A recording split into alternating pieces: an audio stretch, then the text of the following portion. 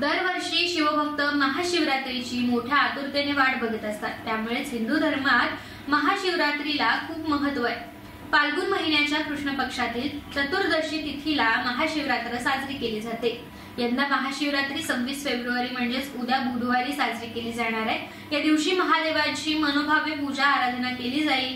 जो भक्त या दिवशी व्रत करून महादेवाचे मनोभावे स्मरण करतो त्याच्यावरती महादेव नेहमीच प्रसन्न असतात अशी आख्यायिका आहे.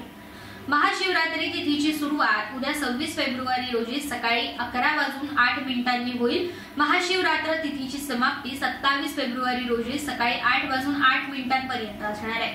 महाशिवरात्रीच्या दिवशी सकाळी 6:47 पासून सकाळी 9:42 जलाभिषेक करण्याचा उत्तम मुहूर्त शुभ मुहूर्त सांगण्यात आलाय. त्यानंतर सकाळी 11:06 पासून ते दुपारी 12:35 जलाभिषेकाचा शुभ मुहूर्त असणार आहे. त्यानंतर दुपारी 3:25 पासून संध्याकाळी 6:08 देखील शुभ अभिषेक मुहूर्त असणार आहे.